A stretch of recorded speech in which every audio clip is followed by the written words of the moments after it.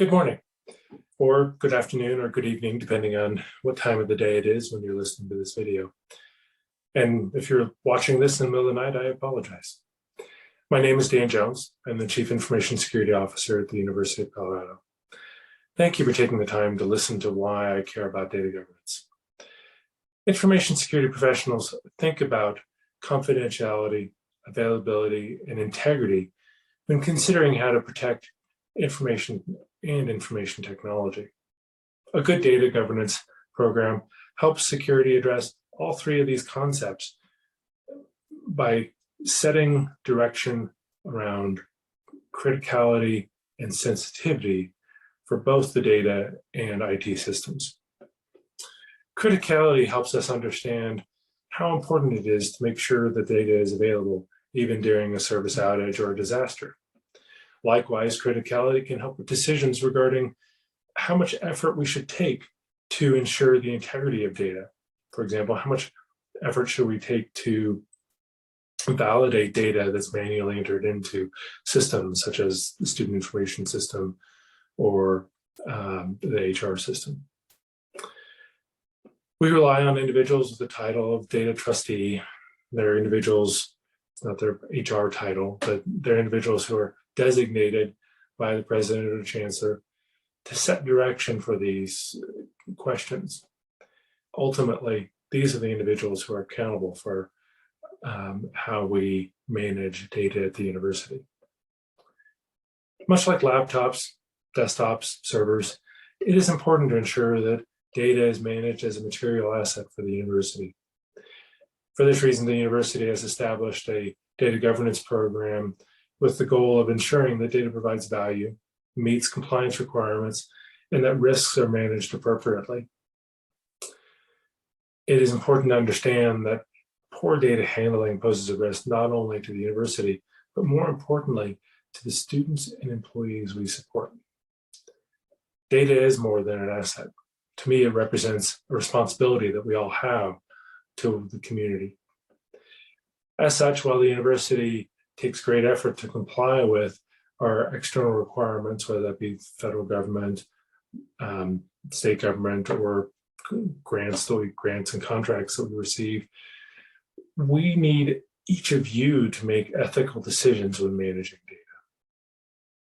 Some questions that you might think about when considering ethical decisions regarding data. First is transparency. When can we be upfront and clear about, our use for data, and when do we intend to share it and not sharing it if we don't need to. It's important to respect context. So when looking at data, it's critical to understand each of the data elements and really understand what those mean before attempting to answer research questions. When doing so, you may end up wasting money or answering the wrong question. It's important to ensure access and accuracy of data.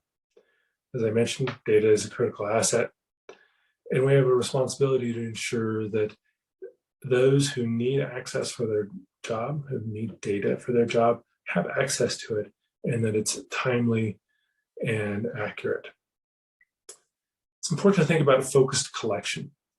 So where can we limit either the collection data or the data you receive to only that which is really critical to your job? Too often, we don't know how much data we need, so we ask for more.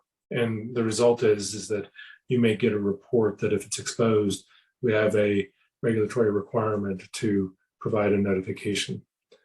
So as a good principle, if you can work with anonymized data, that's fantastic.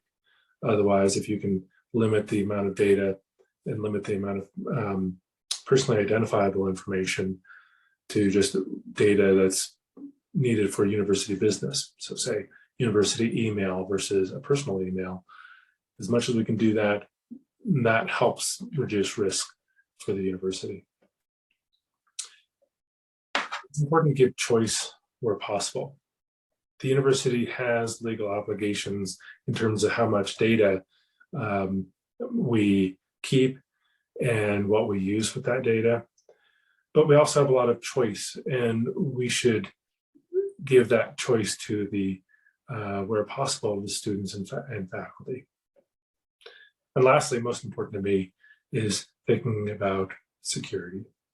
We need to maintain a security culture at the university.